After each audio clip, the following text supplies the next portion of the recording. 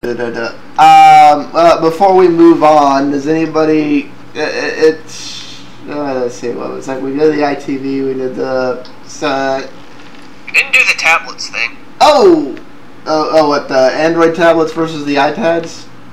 Yeah. Okay. Yeah, we'll get into that. When I was doing research for this, I found out an interesting fact, which makes me really wonder how Apple managed to screw this up, because I didn't know this until I started doing research. We all know when you try and run HTML5 on an iPad, it doesn't run right. It's laggy, it doesn't resize right, it doesn't refresh right. When you run HTML5 on an Nexus 1, on a Snapdragon processor, everything runs fine, with few exceptions. All the demos that don't run on an iPad run fine on an Android device. And the question has been, is this the A4 processor or is this iOS? Is this Apple? Because I'm sorry, you can make this really I didn't know the processor could matter for that kind of stuff. I thought that's purely the rendering engine. The processor can matter, because if you run... the reason I say that is because when you run these demos on a computer and you open up your task manager, whatever it's called on whatever platform you are, it's using some CPU cycle to render all that JavaScript. So depending on the efficiency of the CPU and whether it's powerful enough to render that particular stuff, some of these demos will make a 2 gigahertz chip use 70-80%. So since the A4 is a 1 gigahertz chip, it's like, well, maybe these are the demos that need 1.6 gigahertz of processing power to render them efficiently, on some architectures. It depends on the architecture on other stuff. It's like it's not one-to-one. Some architectures. Well, it's not. But that wouldn't change how it actually looks. It would just change how quick it is, right? Well, no, and that's the problem with a lot of the demos on the iPad. They look different, right? No, well, some of them look different, but the big problem is a lot of them run really, really slow. Which, it's like, okay, is Safari not rendering this? Because they don't run slow on a Nexus 1, the now discontinued phone. What I found interesting about this when I started looking at this is it turns out that the processor inside the on-chip A4 and the processor that makes up the Snapdragon are the same processor.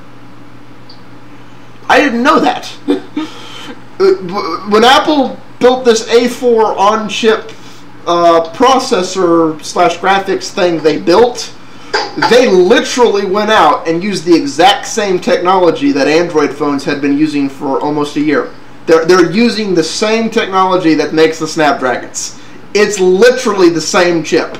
I'm not kidding. Which takes the hardware out of the equation. This is literally a software bug.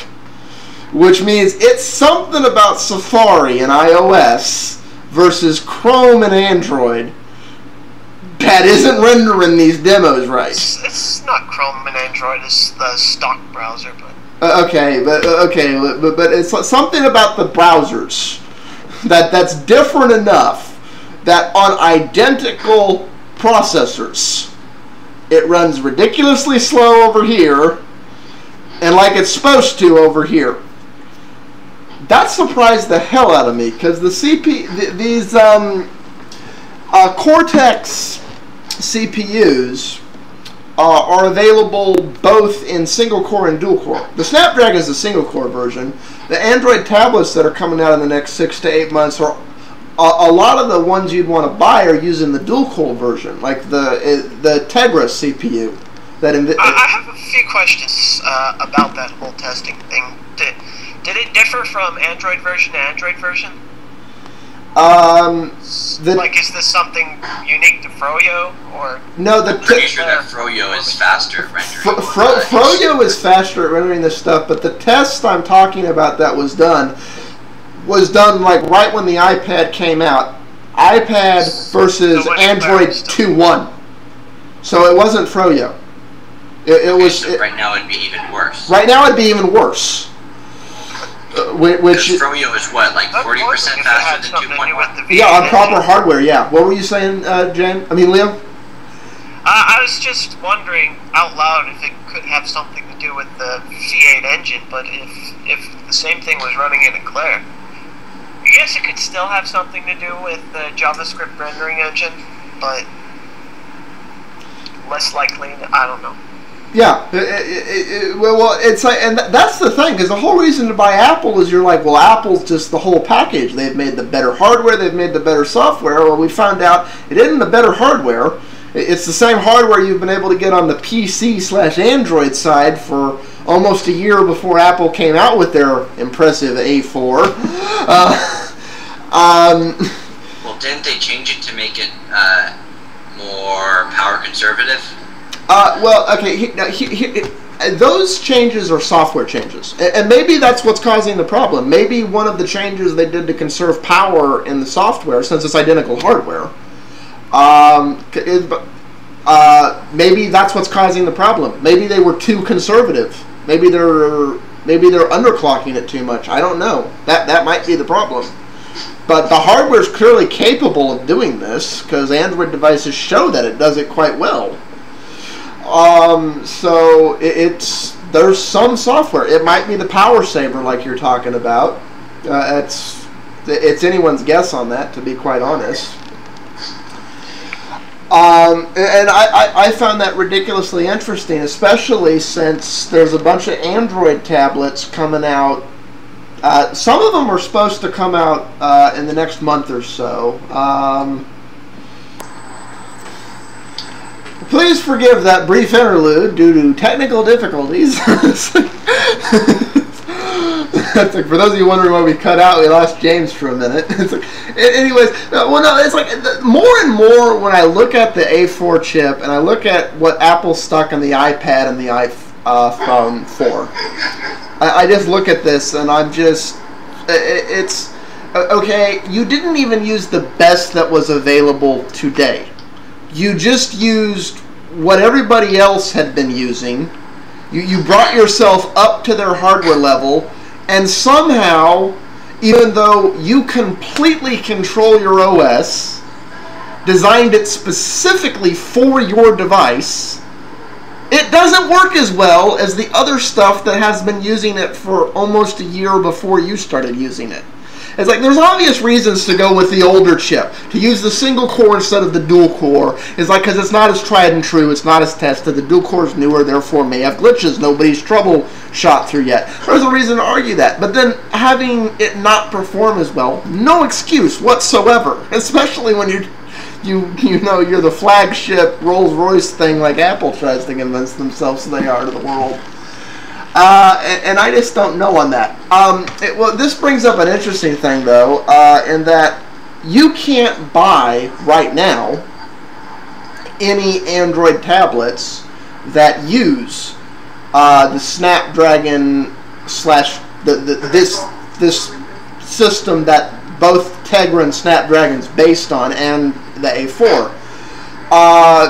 Honestly, my personal assessment on that is all the Android tablets, at least the ones available right now, are really a joke. It's devices that weren't for sale in the US, trying to monopolize on selling them as quickly as they can as iPad knockoffs before they become obsolete. And the fact that there's some Android manufacturers making brand new Android devices that I would put in this category is kind of insulting to the end user. You know, to be honest, the Dell, what did they call it? The Aero, it fits right into that category. It really does. It's yeah. What is it? It's running Android 1.5. It's an older ARM processor, I think. These manufacturers are probably thinking along the same lines that I would in their shoes. That this is a fad. It's going to be a huge thing for a little while, but as soon as people get some sense knocked back into them, then they'll drop the idea of just a bigger cell phone. Well, that's the thing. This device isn't just a bigger cell phone. It's a link device. I don't need a laptop, but I do need a mobile computer. That's what that device is for. My honest assessment of the situation, if the OEMs get it through their head, and the OEMs that are fixing to come out between now and the holidays and first and second quarter next year, my honest assessment of them, they get that and they have their act together, because they're releasing their devices with Android 2.2. They're releasing them with not just the tested and true Cortex A9 as the base of their on-chip core for those units, but they're releasing the dual-core versions of them, not the single-core versions of them, which means out of the box, all these devices are twice the system the iPad is out of the box. Because I'm sorry, a 1 gigahertz dual core is literally twice the system of a 1 gigahertz one core. It's a simple math. 2 is twice 1. It just is. I